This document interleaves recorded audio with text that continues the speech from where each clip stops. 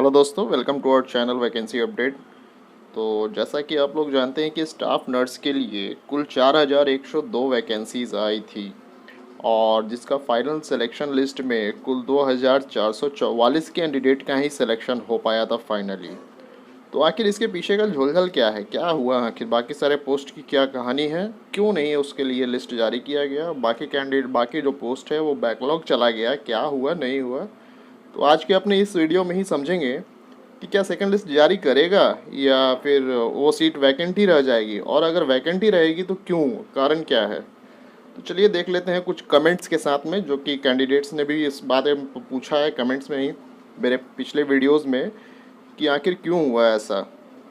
जैसे कि देख रहे हैं, ये कमेंट है आराधना पटेल का, सिलेक्टेड कैंडिडेट का ज्वाइनिंग लेटर कब तक आएगा। अच्छा, तो इसकी अगर मैं बात कर लूँ तो ज्वाइनिंग लेटर कब तक आएगा, तो अभी इसमें देखिए आपको टाइम लगेगा, क्योंकि अभी मान के चलिए रिज़ल्ट पब्लिश हुआ है, उसके बाद सारे कैंडिडेट से, आप जानते हैं कि ये जो जॉब है ये नियोजन पे है, ये कॉन्ट्रैक्ट बेसिस है, 11 महीनों का कॉन्ट्रैक्ट है। तो सभी से कॉन्ट्रैक्ट पेपर पे जो है वो सिग्नेचर कराया जाएगा, उसके बाद आपको नियोजन पत्र अलॉट किया जाएगा।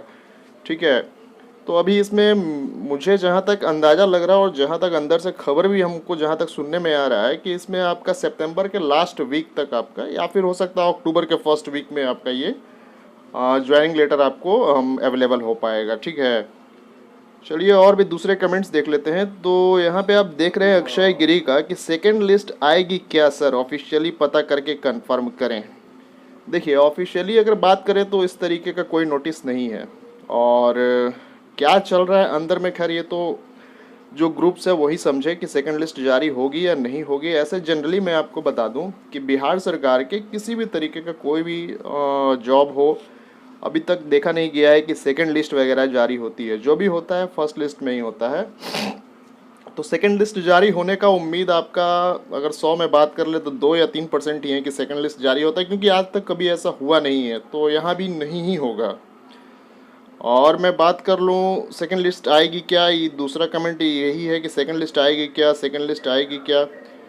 तो अब देखते हैं कि बात आखिर है क्या, आखिर क्यों हुआ ऐसा कि 4000 सीट पे मात्र 2444 सीट्स की ही रिक्रूटमेंट हो पाई।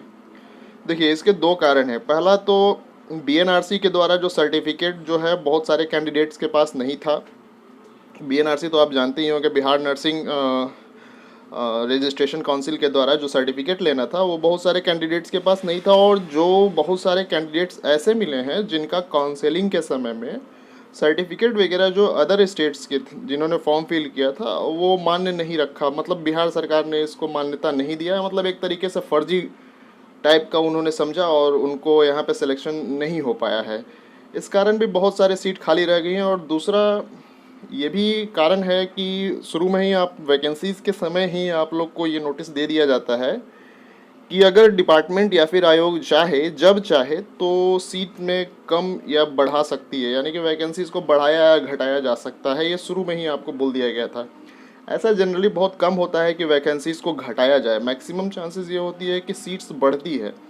तो इसकी उम्मीद नहीं है। जहाँ तक मुझे लग रहा है कि कैंडिडेट्स इनके पास पूर्ति नहीं हो पाया है, मतलब जितने कैंडिडेट्स चाहिए थे उतने हो नहीं पाए हैं ड्यू टू डॉक्यूमेंटेशन रीज़न, क्योंकि काउंसलिंग में तो सबको बुलाया ही था, बट ड्यू टू डॉक्यूमेंटेशन इनका जो है, मतलब उनके उनके क्राइटेरिया के अकॉर्डिंग सही नहीं हो पाया, डॉक्यूमेंटेशन उतने कैंडिडेट्स का नहीं हो पाया 4000, इस कारण ये सीट खाली रह गए।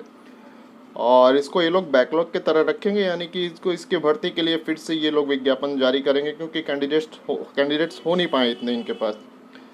तो यही सारी बातें हैं।